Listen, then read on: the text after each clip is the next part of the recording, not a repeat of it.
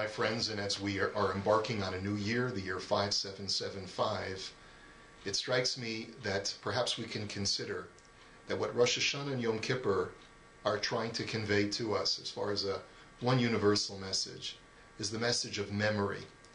We say in so many of our prayers over the Yomim Noraim, Zochreinu L'chaim. The operative verb is memory. God, please remember us. Avinu Malkeinu, Zochreinu L'chaim Tovim. Our Father, our King, remember us. Remember us.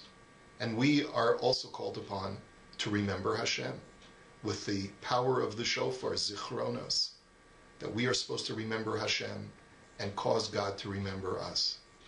The idea of memory is a very powerful one. There's a condition called anterograde amnesia, where a person has no short-term memory. He may remember his name, he may remember events that occurred years ago, but he can't remember what he did 5 minutes ago. Obviously, as you can imagine, a person like that has no life. He can't function and has to be cared for as a person who's disabled. Because the only way that we can function in society and taking care of ourselves is to know how to connect the dots between what happened 5 minutes ago and the present, between what happened 5 weeks ago and 5 years ago and the present. If we cannot make connections between our past to our present, then it's almost impossible for us to be able to work towards a productive future. And what HaKadosh Baruch Hu, all He asks of us is, try to make those connections in your own life, to find patterns of where I, HaKadosh Baruch Hu, am part of your life. There's a particular psalm that we say every Thursday. It's called Kapitel Pei Aleph, Psalm 81. And our commentaries tell us that it's really all about the themes of Rosh HaShana and Yom Kippur, starting the new year and trying to employ memory to incorporate Hashem in our lives. It starts off, at least one of the psukim that starts off with, Tiku v'chodesh shofar, bakese liyom chagenu. Blow on the new month of the shofar, bakese, at the time of hiddenness. Because the reality is that there are so often times in our lives when we can't find Hashem because we're not employing our faculty of memory to be able to reconstruct the patterns and all of the events that brought me to this particular day and to this particular circumstance in our lives. So I'm called upon to blow the shofar on Rosh Hashanah to uncover the hiddenness that starts the new year. I have the obligation, in order to be able to move on to the new year, to be able to make the connections to the past.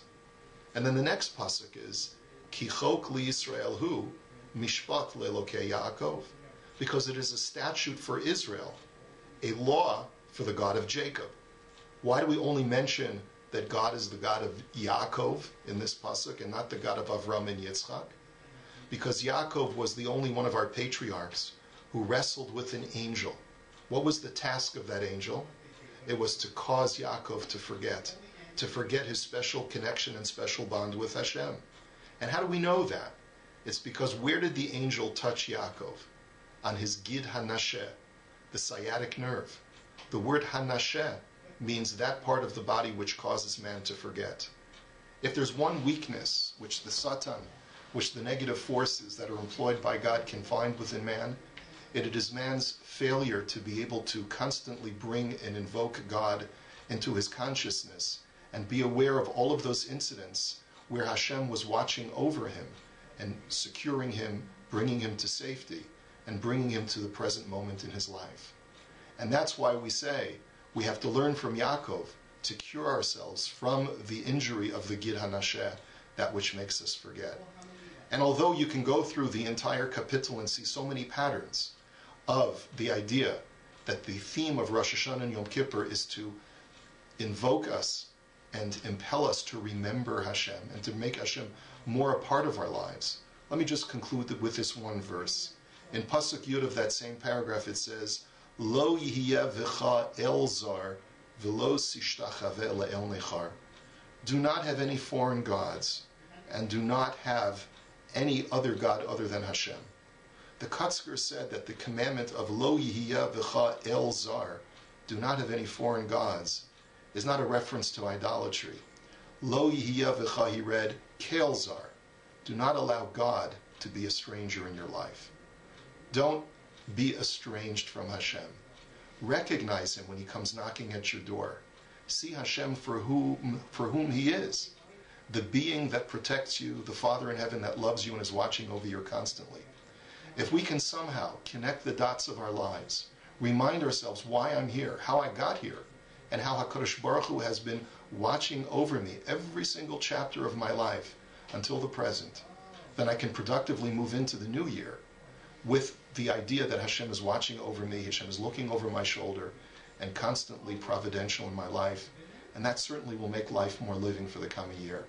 I wish you all a ksiva ve-chatima tova, a good gebencht yor, and may this be the year of ultimate redemption when the whole world sees Hashem in all of our lives.